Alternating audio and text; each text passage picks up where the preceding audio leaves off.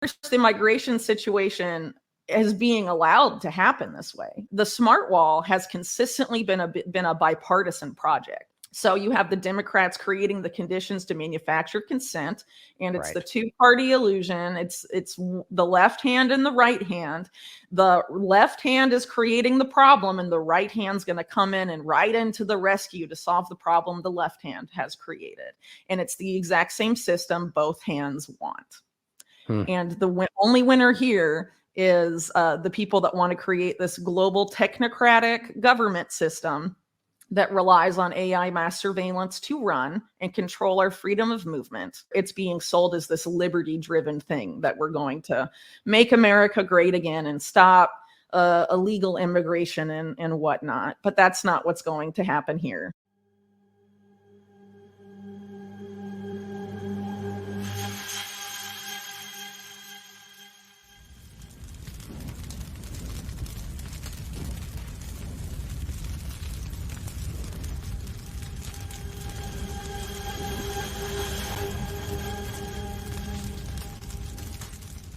Welcome to The Last American Vagabond. Joining me once again today is Whitney Webb, here to discuss one of her recent articles in regard to the smart wall and the overlap in regard to a very interesting conversation we're going to get into today. We've discussed a lot in the past about the Unit 8200 overlap to the tech community from an Israel push. And this is getting into a conversation of a honeypots of sorts in regard to using these connections to sort of trick conservatives into aligning themselves with projects that are eerily similar to what we're seeing from the United Nations, but of course it's accepted when it comes from a different source, and a lot of other things they'd love to discuss, because it's always a pleasure to talk to Whitney. How are you today? Always a pleasure to have you on the show. It's always a pleasure to be here. Thanks, Ryan, for having me. Looking forward to having another conversation with T-Lav. Always enjoy it. Yet another contentious conversation that we'll get. These are always the important ones, the things that are, it's always somewhere in the middle. And that's why I think your work is always important in this regard. So let's start with the article we discussed. We have mentioned this before. We've touched on it, but this is this point alone is very obvious to anybody that I think is not pulled into one partisan side or the other. I mean, obviously the border, the wall, going from a wall to a smart wall is the best way to put it, is an interesting shift from Trump's perspective, right? And so go ahead and start wherever you'd like on this and why you think this connects to a larger sort of honeypot sort of manipulation discussion. Yeah. So first off, the Sustainable Development Goals, also known as Agenda 2030 from the UN, one of the main policy agendas there is to have biometric entry and exit systems for every country. This is being rolled out in lockstep throughout the entire world right now. And this year it's being implemented. I think next month it starts actually being implemented in Europe for foreign travelers entering Europe. The UK rolls it out next year. And of course, there's a big push to do it in the US and also in other countries. It's intimately tied up with the whole digital ID agenda that's been ongoing for a very long time, and particularly during the COVID era, as I'm sure you are aware and your audience is aware, there was a big push against digital ID and vaccine passports, which were sort of a beta test for the digital ID system during the COVID era. And currently we are seeing an effort to manufacture consent among right-leaning Americans who opposed vaccine passports and digital ID to get them to go along with this biometric entry exit agenda.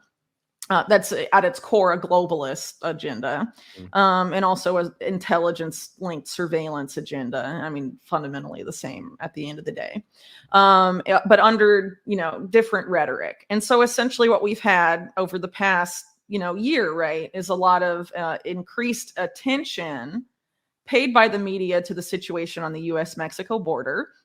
It's important to point out that the US-Mexico border for decades and decades has been very insecure. And even though rhetoric has been different between presidents, no president, including Trump, has ever shut down that border. No one has constructed a physical barrier. Trump campaigned on that, but by 2019 had pivoted away from a physical barrier, what he called at that point a medieval wall. No medieval walls, he said. No, we're going to have a smart wall. Yeah. And the smart wall is not a physical wall at all. It's enabled by drones and AI, surveillance cameras, surveillance towers that dot the U.S.-Mexico border. And this is actually an effort that precedes Trump significantly. It was first launched after 9/11 as SBI-Net by the newly created DHS. And was relatively unsuccessful because of, I think it was like Boeing and some other, super bloated, corrupt U.S. government contractors that were creating a system owned by the government, and they were, milking money and being incompetent and slow to like make profit, as contractors or the big ones, are wont to do. And so in comes this new startup by this guy named Palmer Luckey, who was part of the Peter Thiel network. Probably best known, Palmer Luckey, for creating Oculus Rift, the virtual reality system that was sold to Facebook, which Facebook, again, is a company that was essentially, we think of Mark Zuckerberg as creating it, but it would not exist without Peter Thiel, who was the person that turned Facebook into the company it is and was on its board for a very long time. So Palmer Luckey, involved with Facebook and then leaves, and then Thiel starts funding his defense startup, AI defense startup, called Anduril, which is tied up with this same network of companies Thiel is responsible for that are contractors to the military and intelligence communities of the U.S., including Palantir, of course, being the main a company in that web, but Anduril is intimately connected because of people like Trey Stevens, who's been at Palantir, works for Thiel's Founders Fund. Founders Fund invested in Anduril. Trey Stevens co-created Anduril with Palmer Luckey. Trey Stevens was also involved with Trump's DoD transition team, which Peter Thiel was also intimately involved in. And Trey Stevens was also on the board and still is on the board of Carbine 911, which is the 911 emergency system company that was heavily funded by Jeffrey Epstein, basically created by former Israeli Prime Minister Ehud Barak and Unit 8200 officials to take over essentially the US 911 call system and turn it into like a system that has pre-crime and extreme surveillance functionality. So Trey Stevens is involved with that crowd. And within Carbine 911 is a woman named Lital Lashim, a career Israeli intelligence operative who currently works for Eric Prince of Blackwater fame, who is also very much inserted into this network and the network behind the Trump administration, essentially. So these are, and it's important to point out too, Anduril, Palantir, Trey Stevens, Peter Thiel, these guys all have extreme CIA connections, extreme deep state connections. This is the supposed deep state that Trump supporters are supposed to hate. And they are the ones building the smart wall. And this, obviously there's a very insecure and troubling situation on the border, but people only care about it because it's being given extreme media attention and, concern about it is being drummed up as a way to manufacture consent for something must be done. And the something that must be done, of course, is the smart wall. And this is being pitched within independent media by people like Brett Weinstein on Tucker Carlson, being pitched by people like Colonel Douglas McGregor, who also, I believe, had some sort of advisory role in the Trump administration. And unfortunately, the smart wall is not something that's going to promote individual liberty or freedom. It is this exact same UN biometric entry and exit system that depends heavily on digital ID. And digital ID is the core of this whole social credit surveillance system that conservatives and Trump supporters and right-leaning Americans are ostensibly very against. But they're being sold the building blocks of that as the only way, right, to effectively stop the migration situation. But of course, the migration situation is being allowed to happen this way. It is intentional. Right. This is not a mistake. It's not incompetence. It's happening on purpose. And the smart wall has consistently been a bipartisan project. Democrats love it and Republicans love it. And it's been that way for more than 20 years when it was first being launched by DHS. So you have the Democrats creating the conditions to manufacture consent, and it's the two-party illusion. It's the left hand and the right hand. The left hand is creating the problem, and the right hand's going to come in and right into the rescue to solve the problem the left hand has created. And it's the exact same system both hands want. And the only winner here is the people that want to create this global technocratic government system that relies on AI mass surveillance to run and control our freedom of movement. And where it's being sold as this liberty-driven thing that we're going to make America great again and stop illegal immigration and whatnot. But that's not what's going to happen here. And it's also worth pointing out that some of these other figures on the American right, or rather within the Republican Party, people like Ron DeSantis, who, for example, has taken this rather outspoken posture on CBDCs, right, as a tool of surveillance. CBDCs are bad. We'll never allow CBDCs in Florida, et cetera. Well, Florida is among the most advanced states under DeSantis with the digital ID agenda, creating Florida Smart ID with a company that's like, was one of the most notorious promoters of digital ID with the World Economic Forum during the COVID era. I think it's Tails or Thales is how I'm not sure how it's pronounced. It's a French company.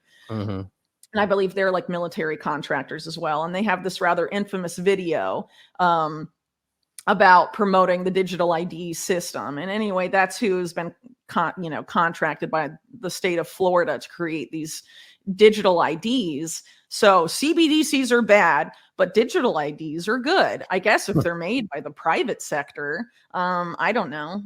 But remember that what we're fighting here is a public-private partnership. That's how the UN works. That's what the WEF is really about. And I think, unfortunately, there's been a lot of manipulation within independent media to make people think that this all comes solely from the public sector. The UN is the public sector, the WEF, big government, blah, blah, blah. Well, no, the WEF is not big government. The WEF is about promoting public-private partnership. The UN functions almost exclusively in public-private partnerships. And what happens in that case is that it's the public sector is the enabling environment for policies created by the public sector. And this isn't like free market private sector either.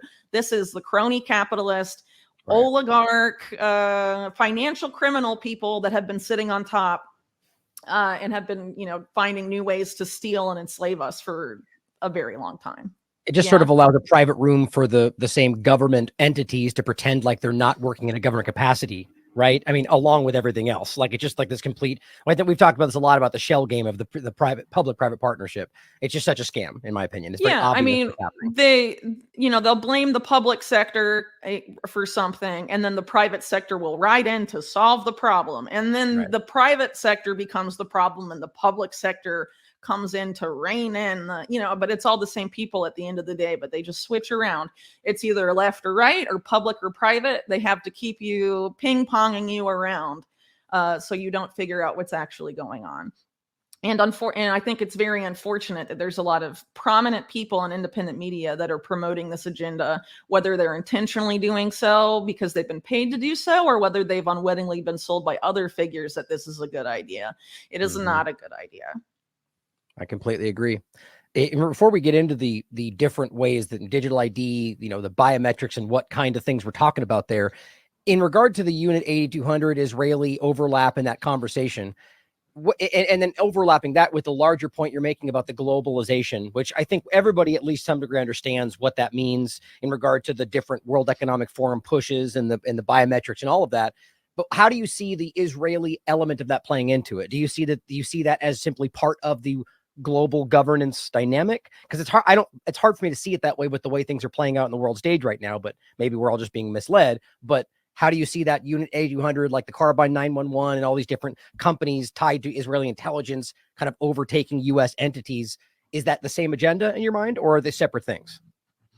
I mean, I think it certainly could be the same agenda. So if you think about, for example, the first president of Israel, David Ben-Gurion, he gave some very odd prediction of what the world would be in the future back in like the 50s or something.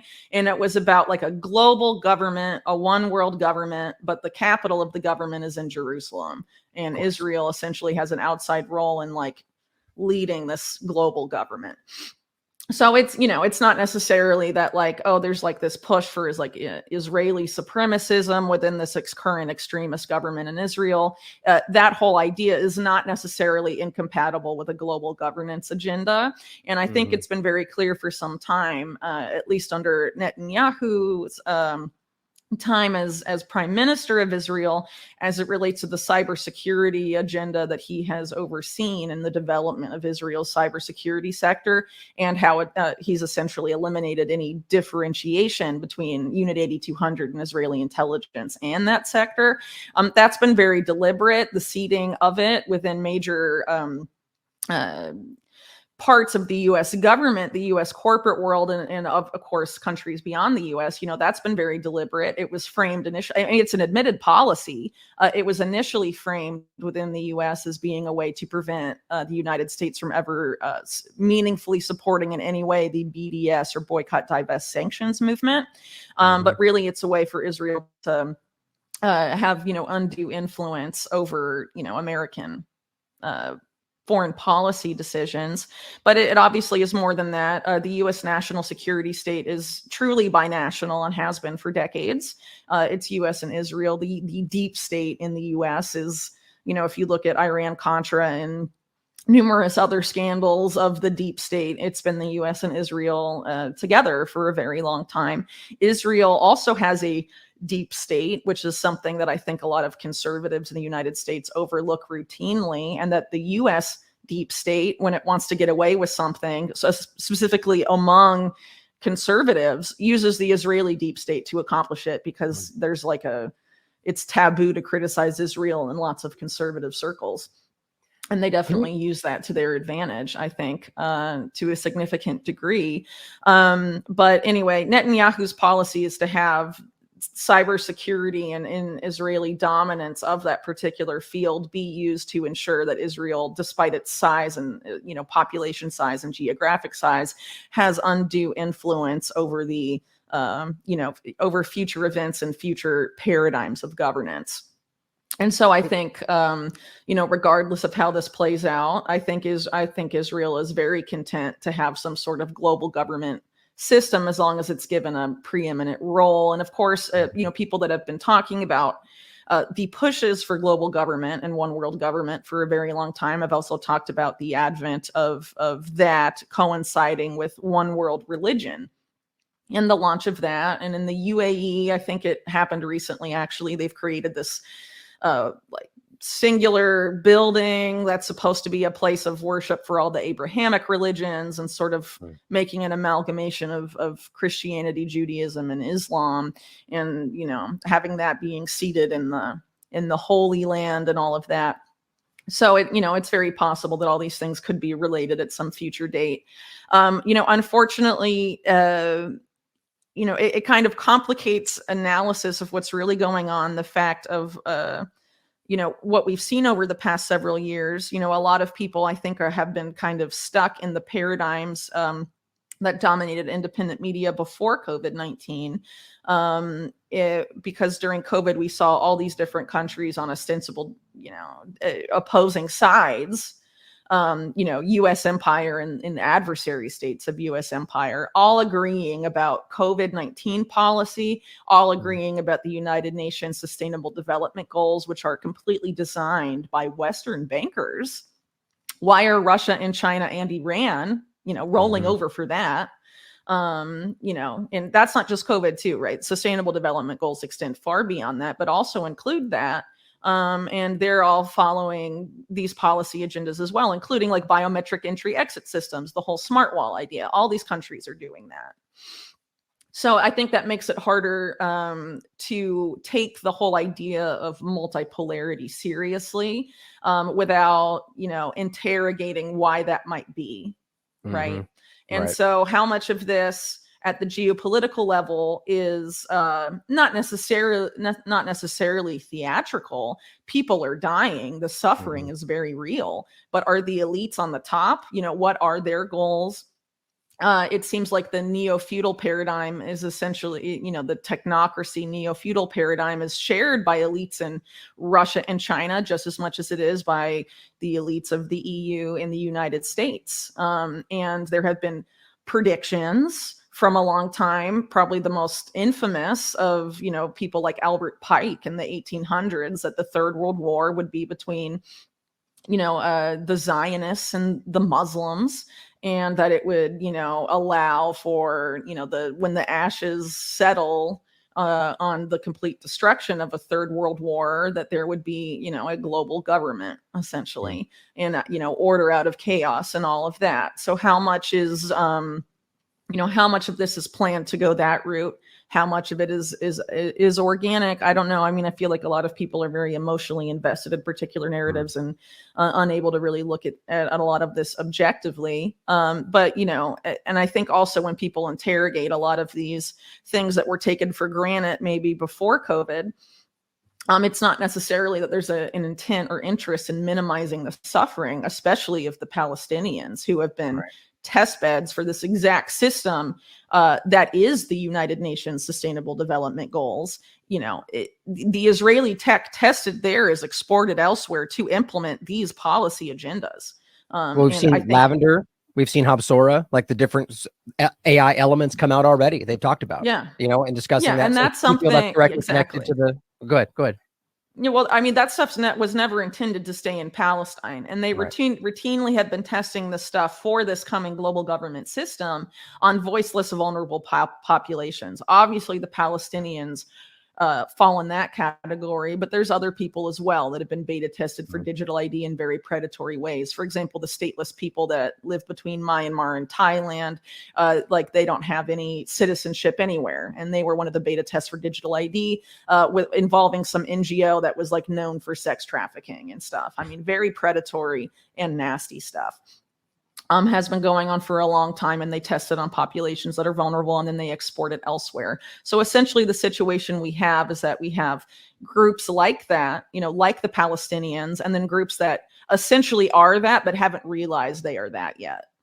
Because this global government paradigm is essentially here, and we're left squabbling over, what side are we going to choose? Are we going to choose Democrat or Republican? Are we going to choose U.S. empire or the BRICS countries? Are we, you know, and both sides agree about this totalitarian nightmare, unfortunately.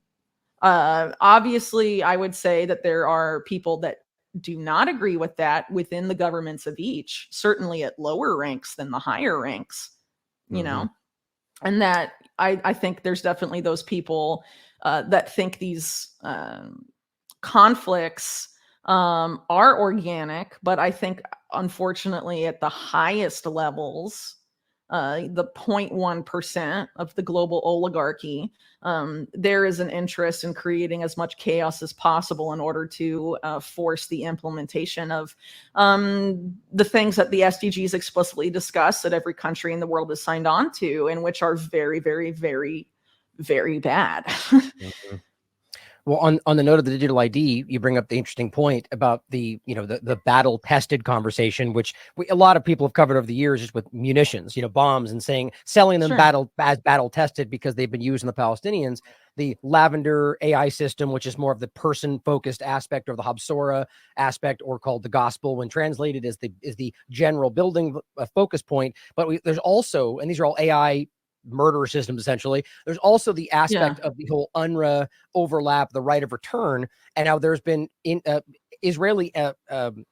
in Israeli leadership, people speaking on the record saying that what they're doing to Palestinians in the north, where nobody's really able to view and see what's happening, is forcing them on the record to renounce their right of return and their right to their Palestinian heritage. And essentially at that point, signing up in digital ID process. Now that's been stated by more than one, hasn't been publicly announced, but I feel like this is a very alarming overlap to what we're seeing, how it's just sort of this force. Now, you could argue that is a tangential agenda to whatever else is happening, but maybe it's the primary. I don't know. Either way, it's clearly tied into something much larger that affects all of us. And I think that's what you're kind of highlighting here, is this world around. It absolutely is intended to go beyond Palestine, but it's being tested in Palestine in a way that is incredibly inhumane and extremely difficult to watch and heart-wrenching. The suffering there is unbelievable, and it is very real. But there's a lot of different things that are planned for there. And this is coming from people like, you know, Jared Kushner's recent comments, but also people like Steve Mnuchin, for example, who was Trump's Treasury Secretary and is now chairman of the board of the satellite surveillance firm called Satellogic, that I recently put out an article about, that is about to literally basically start surveilling all of Latin America for the purposes of debt slavery of the global South. And Steve Mnuchin, and looking at the Gaza situation during the so-called deal of the century and the Abraham Accords and all of this, discussed how his vision for Gaza was to turn it into a hot IPO, or initial public offering, essentially treating, its people and also its, resources, its land as, financial products. And so when you are onboarded to the digital ID system, which again is a system created by oligarchs, big tech oligarchs, and bankers, you become the financial product. And that has been a lot of this paradigm of moving away from a post-oil economy into the data economy, is that you are the source of the data. Right. You are the product. And that's so the Oculus overlap and the metaverse and like tokenization, gamification of everything. Yes, with the tokenization stuff. So the idea is to give everything a unique number, ID number, and have it all be on the same ledger, the same blockchain, right? And that is essentially what this digital ID stuff is about. And the efforts to do this in Palestine are longstanding. And it's not just Palestine, it's everywhere. And it's also the natural world. It's not just people, it's everything that's alive. Carbon-based life. This is where the whole idea of carbon markets being one of the pillars of the coming new financial paradigm that includes CBDCs and programmable surveillable money. Carbon is a big focus of that, because the idea is to monetize and tokenize carbon and use it as a way. We have this huge debt problem in the world, so they have to find all these debt sinks for it. And so a part of this is by adding new assets to the economy, and that's by turning the entire natural world into a new asset class. They've been doing this for a couple of years, the idea of natural asset corporations, and financializing nature by other means, the so-called nature-based solutions, the debt for nature swaps, which are, essentially land grabs. And the whole idea of carbon credits too opens up the door to land grabs, because when you buy a carbon credit, it enters into this whole situation, this murky legal field of what are known as carbon rights. Who has the right to the carbon in the forest that the carbon credit represents, right? That's crazy. It's very crazy. And this is not legally defined, but the carbon market is marching forward. So I definitely foresee carbon markets and the idea of carbon credits supposedly to conserve and save the planet just being a mechanism for insane land grabs. And they're going to also do this with Bitcoin, since Bitcoin has a limited supply of how many can be produced. It can serve as a debt sink for the dollar, money printing, whatever, even though like Bitcoiners like to say, oh, Bitcoin is a hedge against central bank money printing and financial, or rather fiscal irresponsibility, it can be used. And the plan is to use it to enable that irresponsibility. And that's why people like Larry Fink love it. Even Jeffrey Epstein, I learned a couple months ago, gave one single interview where he talked about Bitcoin and was like, it's great, but it's not a currency. So it's digital assets. It's a technology for asset storage. And what that means is... Well, go ahead. I want to interrupt. Go ahead. I want to ask a question about the carbon part. So finish your thought.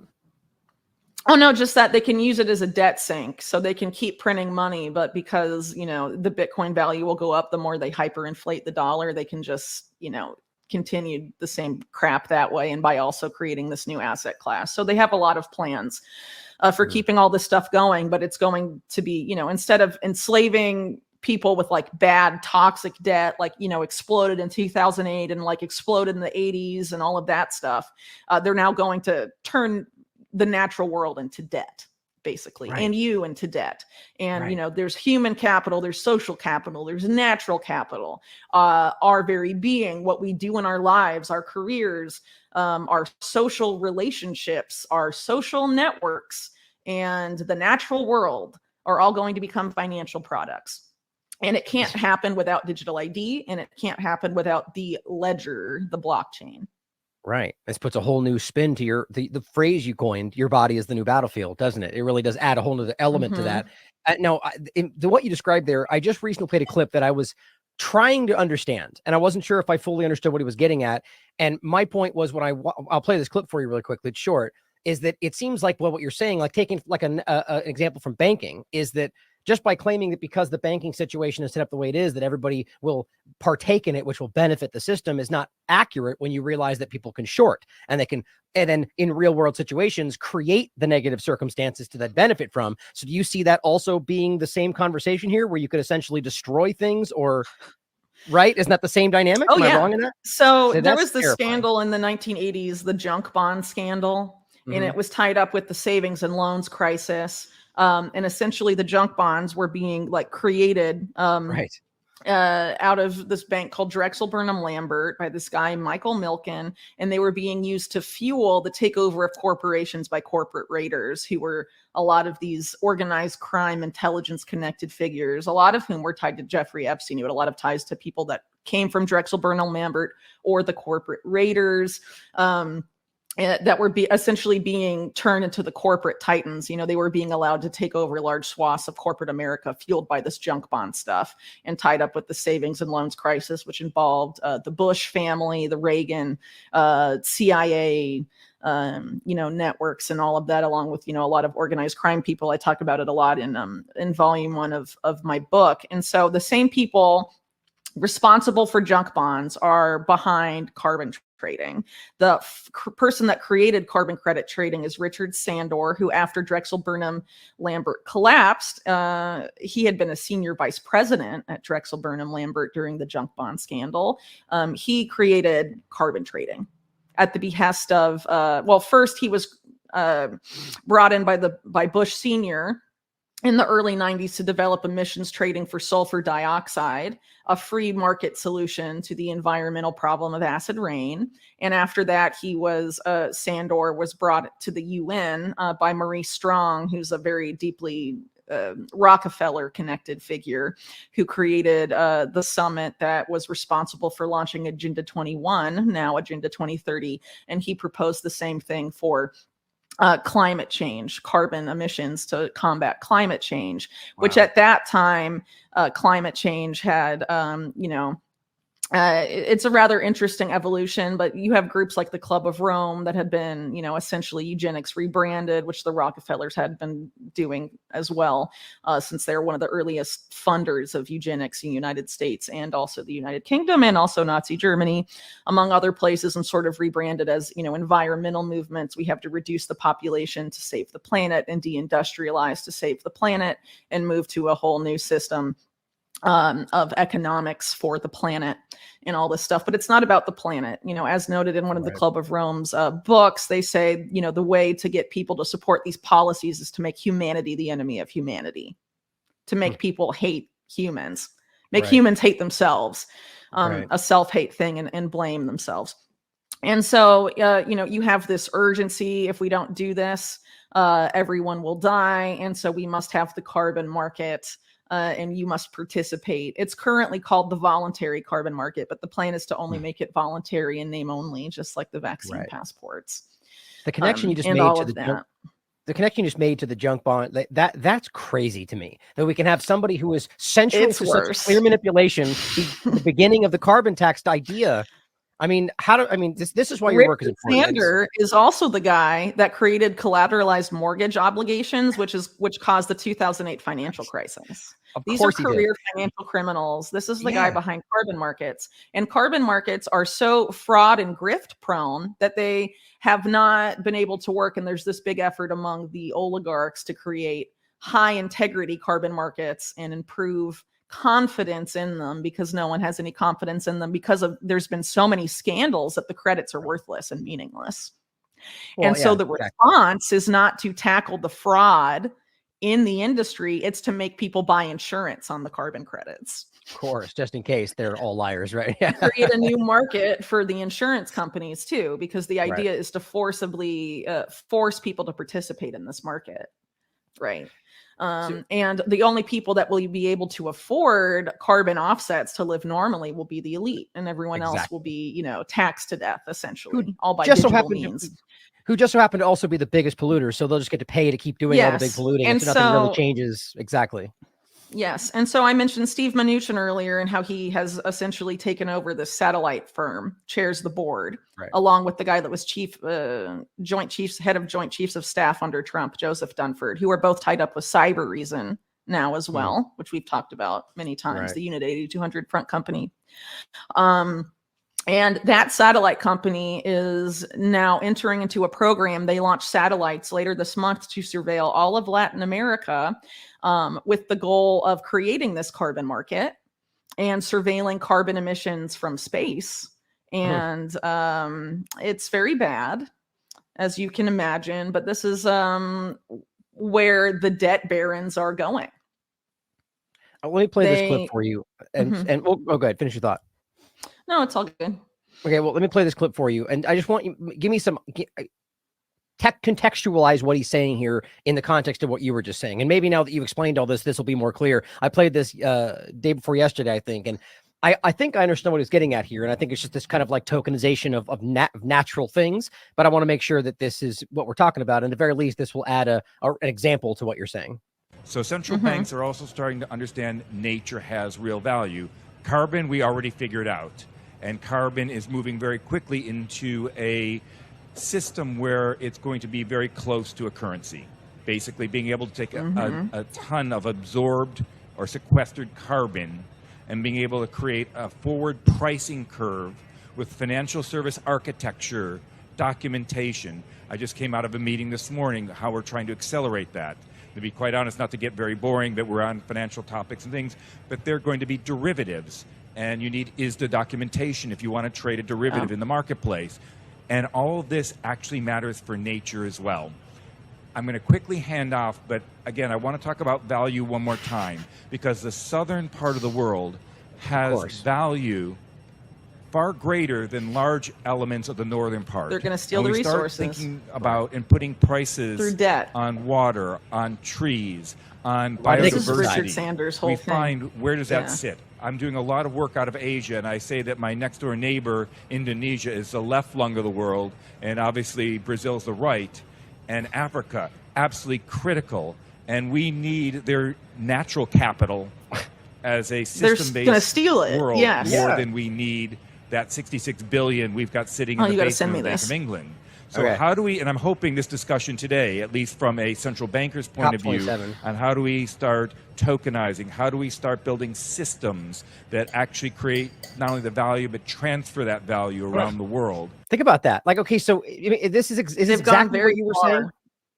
Yeah, I mean, I wrote a whole article about this with my colleague, who's editor-in-chief of Bitcoin Magazine, Mark Goodwin. We just put out a piece called "The Carbon Credit Coup." Well, debt from above. The carbon credit coup. That's about this specifically. It's going to be a 2-part series. And man, so Richard Sanders, who I talked about earlier, and so yes, he was at Drexel Burnham Lambert. Before that, he invented derivatives. He's the father of derivatives, the collateral mortgage obligation. He helped fuel the junk bond stuff at Drexel Burnham Lambert. He created carbon trading. These are the same guys, the same financial criminals who have robbed people and enslaved people with debt. This is their new game. And it is coming for the natural world. It is coming for the global south. The idea is, I don't know if you're familiar, but people like Mark Carney, Larry Fink have been talking about for years, in order to solve climate change, we need to rethink and reimagine the World Bank and the multilateral development banks, which, since they were created, have been all about debt slavery. The World Bank, the IMF, that's what they've done time and time again. It's a well-documented phenomenon. The idea is to reinvent them so that the debt slavery model moves into this new paradigm they've created, where it's digital ID based, digital wallet based. The World Bank is currently creating climate wallets with Google and a lot of these giant companies. Pretty much every big corporation in the world is part of this organization called IETA, or the International Emissions Trading Association, that are all on board for creating this kind of stuff. This is the new system. There is the agenda, as he very clearly stated there, to turn carbon into a currency. And that's why they are tokenizing carbon credits. Adam Newman, who had, created WeWork, right? And it collapsed because he was like so insane while managing that company. His new company is a tokenizer of carbon credits called Flow Carbon, and their tokenized carbon credit token is called the Goddess Nature token. I mean, these are complete financial criminals who are claiming that they're saving the planet, but they are just planning to rob not just you, but the entire natural world of its wealth. Calling all grifters, While right? enslaving Anybody who us. wants to jump in, right? It's just so ridiculous. So the same classic grifters who are, I mean, just waiting for Sam Bankman-Fried to get out of prison and launch his like tokenized carbon perfect new business or whatever. It's insane. It's It truly is. insane.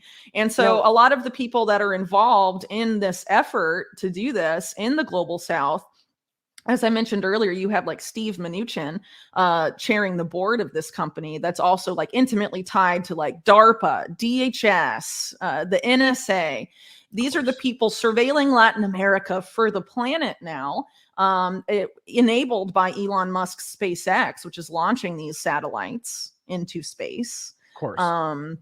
So much for him being libertarian free speech. He's literally creating a panopticon for the natural world with these guys. One of the other people on the board is this guy named Howard Lutnick, who some people may know for being Jeffrey Epstein's neighbor in New York and having bought his townhouse from those guys. But essentially, he's the head of this company called Cantor Fitzgerald, which is this financial services company that was one of the earliest earliest companies involved in sulfur dioxide trading that Richard Sandor created, and also carbon trading going back to the late 90s. And some interesting stuff going on there with their like patents for digital carbon markets. And then their offices get directly targeted by the plane on 9/11. Everyone dies, but Howard Lutnick, essentially. And then they're relaunched under, interesting new paradigms. And then, but anyway, currently, he's one of the biggest holders, Cantor Fitzgerald, of U.S. Treasury bills, and also one of the biggest entities connected to the U.S. dollar stablecoin Tether, which is also a big part of the FTX scandal, because FTX was very involved in managing the Tether supply. And there's a big push here, and we're seeing it in a big way with Argentina. The more destabilized economies become, particularly in the global South, the more they are flocking to these dollar-denominated stable coins. And this is Tether has openly admitted that they are a willing tool of the U.S. government to expand and deepen U.S. dollar hegemony. They've onboarded the FBI and the Secret Service onto their platform. They're being marketed as a way to bank the unbanked by people in the crypto space. It's being framed as freedom money. It's not freedom money. Well, it's just like the same point we were just making. You could and not to say that we can prove it's happening, but you can clearly argue there's a motivation to create destabilization to justify the market. I mean, and exactly. You could even argue it's that to onboard people. You could even argue at some level they have a fiduciary responsibility to do so. Let's go ahead. There's a delay. Go ahead. Oh. No, the destabilization is about onboarding people onto these new systems. Argentina, for example, before Milei was elected, 60% of the population was in poverty, under the poverty line. Now it's worse because he got into office and devalued their currency by a further 50% right away. And people are so desperate that they're all signing up for WorldCoin and record numbers. Right. Scanning their eyeball and getting shit coins in exchange for a digital ID that's backed by the PayPal mafia like Reid Hoffman. And as you know, the recent article I put out with Mark goes into detail about this. The people setting all this stuff up in Argentina, including the satellite firm, which was created by Argentinians, the Steve Mnuchin one, and a lot of these other companies like Mercado Libre, for example, some of the big titans of the South American corporate world are all tied up with these very close-knit networks that involve essentially the PayPal mafia, which is, Peter Thiel, Reid Hoffman, these big tech oligarchs. But, in Argentina, they have like an Argentinian branch, and that's who's essentially like running that for South America, obviously with the involvement of people like Reid Hoffman rather directly. But it's a very disconcerting. And so this particular group, the PayPal mafia, which of course also includes Elon Musk, among others, are making a very big play here for dominance of the Americas specifically, and they're framing it to appeal to liberty-minded people. So they're definitely going to be testing a lot of this stuff out under Milei to see if it sticks. It's very likely that it will come back in a big way when Trump is put in office. I'm convinced that Trump will be the next president. It doesn't matter how we get there. It's very clear that's the plan. So regardless of what shenanigans happen in the election, Trump's going to be in office. So you're going to have this big shift where it's framed as, oh, the deep state has been defeated. Bolsonaro will probably come back to Brazil, and there will be this effort to regionally integrate the Americas. They'll frame it as a freedom thing, but it's not a freedom thing. Remember, the way the EU happened, the EU first happened because they created a free trade agreement throughout Europe. And then there was a goal that there was NAFTA in the United States. And the goal is to you economically integrate, and then you do, governance, integrate regional governance, which is a stepping stone to one global government. Because one global government was not just ever going to be one government for everybody. It's regional governments, continent-wide governments, broken up into big regions, and then they're one government together. I mean, the people that have designed global governance, like the Rockefeller funded entities, for example, it's always been that type of model. And so to get there, you have to make a European Union, you have to make a South American Union, you have to make a North American Union, you have to make an African Union. I mean, all of this stuff essentially already exists. The problem is South America has been divided about how they regionally integrate along political lines. So you have right-leaning South American Union prototypes like Mercosur. You have Prosur. Javier Milei is a big proponent of Mercosur, which is essentially about getting Brazil and Argentina stuck together because they're the biggest countries. Once you stick those two together, it's very easy to get the rest, right? And so before Milei came in, Lula and Fernandez, who was the guy that Milei replaced, were integrating and talking about creating a South American currency called the SUR, just like the euro, but for South American, we're looking to integrate. But now that Milei's there, he doesn't want to work with Lula, so likely we'll have Bolsonaro come back, and then Milei and Bolsonaro will do it, but it will be about freedom, they'll say. But it's not going to be about freedom. This is all a ploy. It's the left-right illusion, two-party illusion thing. But they're going to frame it as that. And I think Nayib Bukele in El Salvador is going to play a big role in this, what can essentially be described as a psyop to make people think that we're moving into this liberty focused model, but it's not really that. The Bukele model for security is people are clamoring for it all over South America because of, like the US, engineered mass migration and rises in crime, and in South America, rises in narco-terrorism. But the narco-terrorists in Latin America have always been funded by the US government and the CIA, always. And they do that when they want military dictatorships installed. And they did that in the 80s, and they are gearing up to do that again. And Nayib Bukele, his big thing is create mega prisons and imprison people that are organized, that they say are organized criminals. And I'm sure there are organized criminals in that bunch, but it's eliminating habeas corpus, no trial, right? This is not how we create liberty-focused societies. Right.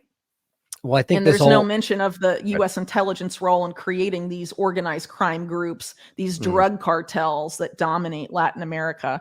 The Sinaloa cartel is obviously run by the CIA. Pablo Escobar was run by the CIA. That's now admitted. That's how this works. And it's a problem, reaction, solution thing. And the solution we're being sold is military on the streets, giant mega prisons, and no habeas corpus. That's like the Patriot Act on steroids. That's not freedom, but it's being marketed this way, and it's very troubling, I think, because I think unfortunately a lot of people are falling for it and thinking that this represents a win against the so-called deep state. But this is just the other arm of the deep state getting what it wanted all along, which is complete surveillance, complete authoritarian, totalitarian control. And as far as El Salvador goes, one of Nayib Bukele's best friend is this Israeli tech oligarch, and that guy's company, he has this Israeli tech company, AI surveillance company, that are covering San Salvador and AI surveillance cameras as a way to ensure security. The same AI pre-crime biosurveillance agenda is rolling out there too. This is not freedom. And the person, this whole satellite carbon credit spying surveillance thing that the last article I put out talks about, one of the main groups behind that is called CC35, and the guy that's going to take over CC35 is the current mayor of San Salvador, a close political ally of Bukele, whose name is Mario Duran. And he's going to be taking that over. He's current vice president for CC35 and a big advocate of this carbon trading bullshit. I mean, it's just that's not good. I mean, this is not freedom flavored anything. Bukele refers to himself as the world's coolest dictator. Okay, maybe that's cool. Pinochet wore sunglasses. Did that make him cool? I don't think so. And unfortunately, there's a lot of cheerleading on for political saviors, but the United States is making a huge play for America hegemony, and that America includes North, Central, and South America. To think that the United States is losing, that the dollar's going to collapse, the U.S. empire is totally going to implode. It is about to really clamp down on the rest of the Americas in a very significant way, and it's going to be very bad. How exactly we get there, I don't know, but I know what's clear is that conservatives are being psyoped into cheering on a lot of this stuff that they would be up in arms about if it was the left doing it. Right. And so that perfectly brings us back to the opening part of this, right? So the smart wall, the surveillance. So the connection between the carbon tax and the whole carbon manipulation to the smart aspect of it. Can you piece that together for the average person? Like, how does that all come together as this rolls forward? Sorry, state that again really quick. You have the carbon tax, climate change, mode of mobilization, that whole thing happening. You've got the smart wall, biometrics. So is it just the digital ID? Is that the connective piece between all of it, or is there more? That's part of it, but it's this idea of having everything be a financial product. If you want to have complete control over the market, you have to completely surveil everything that's happening.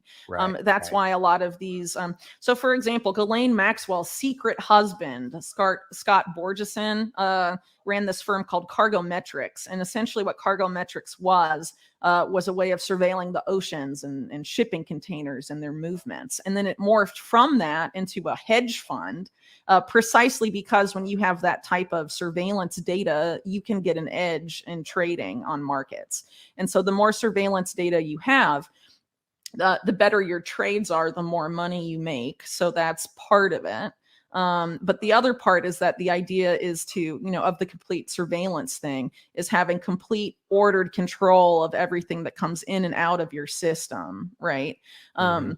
And that's why, the ledger, the blockchain is a big part of this, because you have to have the traceability. So if you look, for example, about like how the World Economic Forum talks about supply chains, blockchain is a big part of it. Traceability is a big part of it. They're selling it as, look how great this is going to be. You're going to be able to track every product from its origin to where you buy it and pick it up and see its whole story from beginning to end. But it's really, it's not just a story. I mean, that's how it's being sold to people, to the public. It's really about, traceability and control at the end of the day. You can control stuff more easily when you know where everything is and where it's going. And it's the same reason they're doing that for commodities, and they're doing that for people, to know exactly who's coming in and out of countries, control of freedom of movement. It's ultimately all about control at the end of the day. And a lot of it is actually about money at the end of the day. But that part kind of gets, those two aspects of it often are siloed when we're talking about it. But for these people, it's essentially the same, because now we are the commodities. Right. Also. And so let's bring this back to something you said right in the beginning in regard to individual tracking, bodies even. And so like what you mentioned there just triggered something interesting. Maybe we could talk more afterward in regard to the shipping container tracking. I recently covered something. This goes back to this, even the videos they made. This website is gone now. It was called Dust Networks. It went back over 12 years. And what he was discussing in one of these videos we discussed in our recent show was using smart dust. And even in the videos, he shows him scattering like sand in the air, like as a, as kind of giving you an analogy or like a, visualization of what it would look like, throwing the smart dust in the air and talking about tracking shipping containers across the ocean. So I'm going, well, that means that at least 12 plus years ago, they were actively in the open testing smart dust. There's no way around that. And these were government contracts. So you can watch the videos yourself. Yeah. And so that really concerned me. And so what I'm pointing out is this brings for me back into a more extreme step about what we're talking about. So just what you discussed in regard to carbon tracking, smart, biometric tracking, all of this stuff is real. We know what's happening, but to take it to what is possibly the next step, or I worry is already happening, I want getting into the idea about the idea of smart dust and the tracking therein. I had something I was going to pull up really quickly if I can find it. Here we go. So this was a show I just recently did, and this brings it to Israel and everything. I found this to be really interesting. A 10-year-old TED Talk from an Israeli scientist discussing a Pfizer-funded product that was a syringe-delivered nanotechnology. And I just thought this was crazy to think about. In this video, he talks about giving your body an IP address, using Xbox controllers to be able to deliver and deliver payloads and X, Y, and Z. And I've actually got the video right here of this guy talking about it. DNA origami. Even Bill Gates has talked about that. TED Talk. And this is from 10 years ago. So I just want your thoughts on this and like where ultimately, this goes. And I'll grab the Pfizer document as well, just for in case, always be skeptical. We should be, so people can see that, or this is one of them. Pfizer collaborates with these DNA robots, right? So what are your thoughts on this? Just kind of wrap up the end where, is this where we should be worried about? Is this the distant future? Is this already happening? Is this even part of the same conversation?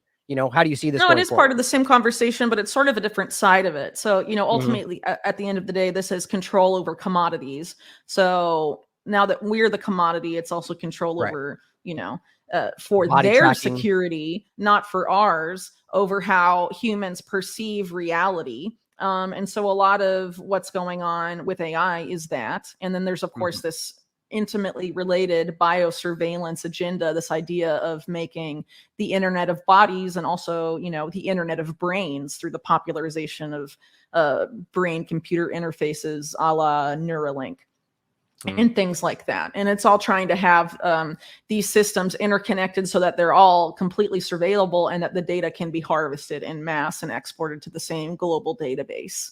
And same thing like digital IDs and everything else. So you'll be, different people, but everything will be interoperable, right, between people, and all the data can be harvested and exported in the uniform format. So like with digital ID, you'll have different companies providing the digital ID, pervading an illusion of competition in the free market, but really they're, the same corporate people running it all. And all the data can be exported to the same thing. So it's functionally one digital ID system, right? And it's the same thing with like CBDCs and the private sector equivalents, like stable coins and things like that. It's all programmable, surveillable money, and it can all, they want to make all the wallets interoperable so all the data can be exported, all the surveillance data can be exported to the same place. And, that's what they want also for this stuff like Internet of Bodies, Internet of Brains. There's Neuralink, there's Synchron, there's all these different companies, but it's going to be interoperable at the end of the day. That's how they plan to do it. And ultimately, like how in regard to the carbon overlap itself, just in your opinion, you could see these as completely separate, and maybe they are, but like, do you see that? In your opinion, do you think that the connection of like the W band, the meshing of human bodies, the internet of nanobio things, and the brain discussion you just said, couldn't you argue that that's part of the same agenda, like in a real time sense, to be able to track whether it's just as simple as carbon usage or carbon tracking in general, or really that your bodies themselves are the production of it, and to control them and to influence them to track that? You see that as the same thing, or are they just kind of tangential? I'm sure they'll integrate it at some point for sure. It's all meant to be part of the same system at the end of the day, for sure. Yeah, I mean, they want to make everything a currency in a sense, right. In terms of like commodity based currency, it's going to get very weird, I think. But anyway, on the as far as the biosurveillance agenda goes, for a long time, this has all been about pre-crime. We've talked about this many times, Ryan, how there's the pre-crime agenda, predict crime before it happens, predict terrorist events before it happens, and also predict pandemics before they happen. We saw this a lot during COVID. But really, any sort of event, unexpected event X, how do we prevent that before it happens? There's a lot of this functionality there, and that's how they're justifying a lot of this invasive technology, whether it's in people, whether it's in nature, but that's why they need the traceability, and they want the algorithm to do predictive analytics on essentially everything. And it's all about control at the end of the day and trying to anticipate any sort of threats to their control before they can represent an actual real threat. And so they also want to go into the human mind directly and attack the way we perceive reality. And this is essentially discussed almost directly, really, in this book on AI that was authored by Eric Schmidt, the former Google CEO, who's a total ghoul, and Henry Kissinger, goes without saying, he was also a ghoul. And they talk about essentially how what AI is doing to people is cognitively diminishing people, so that people cannot live without AI, and will require AI to interpret information for them, that we won't be able to interpret reality ourselves without the help of a machine.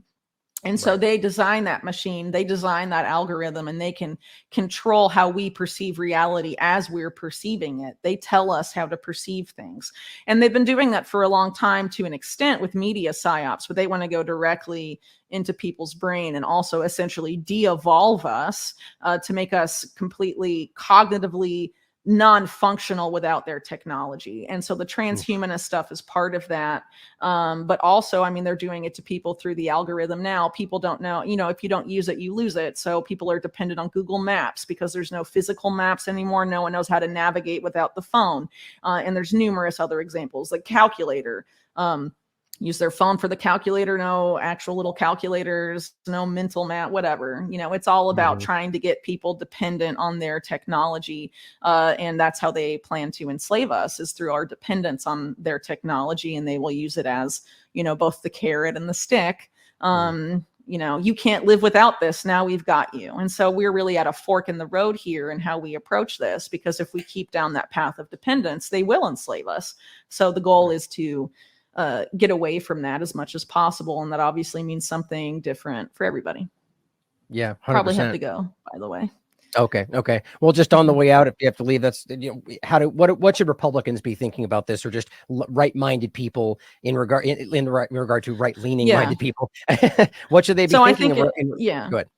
So I think in general, regardless of whether you tend to be right-leaning or left-leaning, you need to stop looking for saviors, stop looking at celebrities, media celebrities, political celebrities, whatever, and realize what the global agenda is. It's summarized essentially in the Sustainable Development Goals, which really should be called Sustainable Debt Slavery Goals or Surveillance goals, or surveillance development goals. That's essentially what it's about. It's mass surveillance and it's mass debt slavery at a truly global scale. And once you know the policy agendas to look for, you should oppose the agendas regardless of who is selling it to you. Yes. So it doesn't matter if Biden's DHS is selling the smart wall, or if someone like Douglas McGregor on YouTube shows, or Brett Weinstein on Tucker Carlson's show is selling it. You should be opposed if you're opposed to digital ID and the surveillance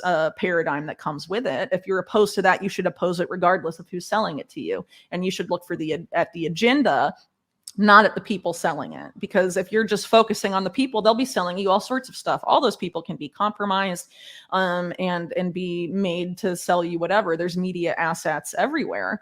And unfortunately, I think it's very clear that in the United States, the people they want to neutralize most as a threat are the people with guns, which tend to be the right-leaning Americans. And the way you neutralize that as a threat without firing a single shot is by making them think that they've won, so that they're compliant and obedient.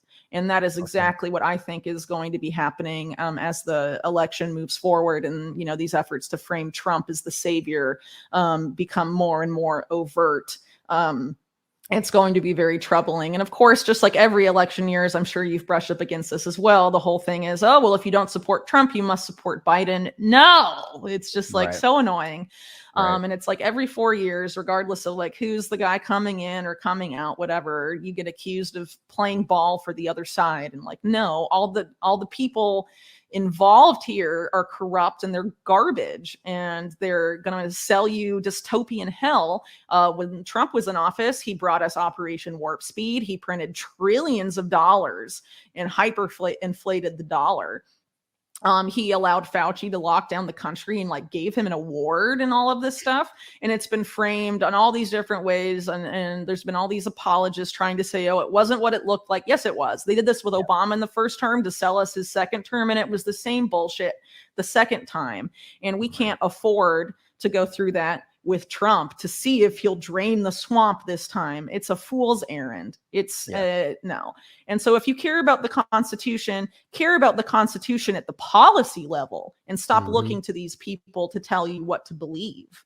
Right. If they're pushing policy agendas that are against the Constitution and you self-define as a constitutional conservative, you should oppose them, regardless of who's selling them. It doesn't matter if it's a media pundit that frames themselves as conservative or libertarian or whatever. What they're selling you isn't any of those things. They're trying to manufacture your consent for stuff that you would normally be against. So absolutely well said. It's always war, surveillance, for Israel, lockstep all the time. We have to pay attention to that. So thank you for joining me today as always, and look forward to talking to you again. Absolutely. Next time. Thanks, Ryan. My pleasure. Thank you.